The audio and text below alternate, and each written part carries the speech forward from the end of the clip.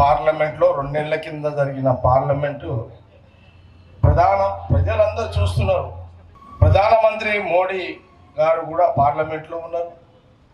ప్రతిపక్ష నాయకుడు రాహుల్ గాంధీ గారు, యావత్ దేశంలో అన్ని రాజకీయ పార్టీలు పార్లమెంట్లోనే ఉన్నారు. మరి ఆ సందర్భంలో ఈరోజు మనము స్వేచ్ఛగా జీవిస్తున్నాము అని అంటే అలాంటి చట్టాలు తీసుకొచ్చిన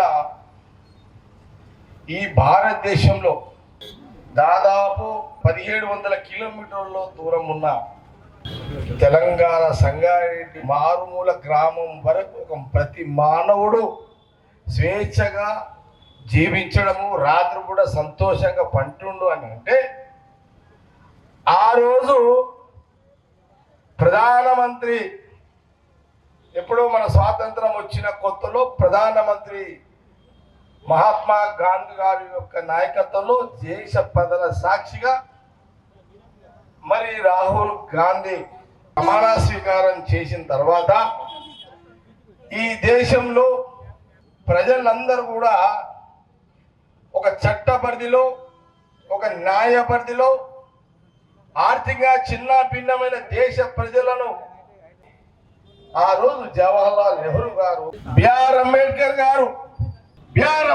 గారు ఒక మంచి చట్టాన్ని, ఒక రాజ్యాంగాన్ని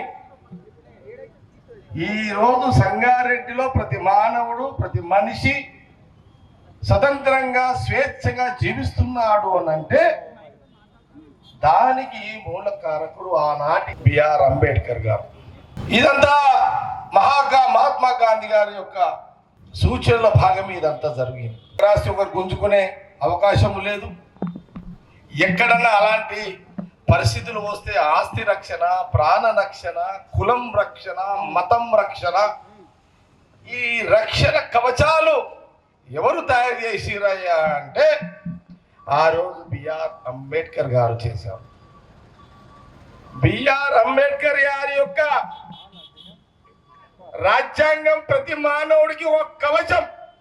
ఆ కవచమే ఎవరైనా ప్రజాపతిలు సర్పంచ్ నుంచి మొదలుకుంటే ముఖ్యమంత్రి దాదా లేదా ప్రధానమంత్రి వరకు ఒక ఓటు, ఒక మానవుని యొక్క ఓటే ఈరోజు ప్రతి మనిషిని కాపాడుతుంది. ఇదే బిఆర్ అంబేద్కర్ గారు ఈ రాజ్యాంగంలో పెట్టడం జరిగింది. అందుకే నాకు ఒక ఓటు వేసిన, ఇంకో ఓటు వేసిన, గెలిచిన ఎమ్మెల్యే ముఖ్యమంత్రిని ప్రశ్నిస్తుంటాడు ఒక ఓటర్. నియోజకవర్గ ప్రజల కోసము అభివృద్ధికి ఏదైతే కోరుకుంటున్నారో 2 మున్సిపాలిటీలు, 4 మండలాలలో అవన్నీ కూడా సీఎం రేవంత్ రెడ్డి గారితో మాట్లాడి వారి టైం తీసుకొని సంగారెడ్డి తీసుకొచ్చి ఒక సభ పెట్టి కార్యక్రమాలు చేపించే కార్యక్రమాన్ని కూడా చేయడం జరుగుతుంది. మళ్ళీ కాంగ్రెస్ గవర్నమెంట్ ఏం చేసింది, ఏం చేయబోతుంది, ఏం చేస్తాం అనేదే సీఎం రేవంత్ రెడ్డి గారు రాకముందు మళ్ళీ నేను ఒక మీటింగ్ పెట్టి ఈరోజు ముఖ్యమంత్రి రేవంత్ రెడ్డి గారి యొక్క నాయకత్వంలో మన జిల్లా మినిస్టర్ దామోదర్ రాజనరసింహ గారు, మీరు ఒకటి గమనించాలి, హెల్త్ మినిస్టర్ దామోదర్ రాజనరసింహ గారు కాగానే మన గవర్నమెంట్ కాలేజీలో ఒక దాదాపు 70 మందిని ఉద్యోగాలను పెట్టించాం. ఇంకా దామోదర్ హెల్త్ మినిస్టర్ గారిని అడుగుతున్నా, ఇంకా శాంక్షన్ చేస్తున్నాం. అట్లాగే ఈరోజు రాష్ట్రంలో మిగతా కాంగ్రెస్ మినిస్టర్స్ అందరూ కూడా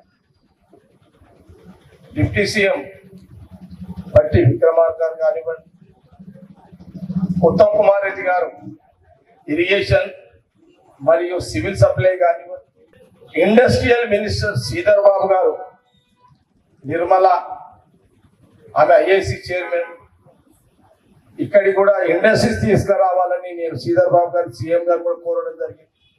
ఇండస్ట్రీస్ సంగారెడ్డికి వస్తే చాలా చాలా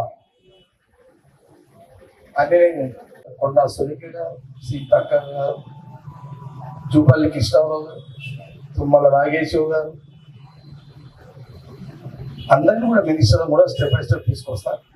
అప్పుడు చెప్తే ఏమేమి చేస్తాను. ఈరోజు జై బాబు, జై భీమ్, జై సంవిధాన్,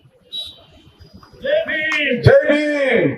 ప్రపంచంలో ఏ మూల ఏ క్షణం ఏం జరుగుతుందో వేగంగా తెలుసుకోవడానికి తొలి వెలుగు వాట్సాప్ ఛానల్ని ఫాలో చేయండి.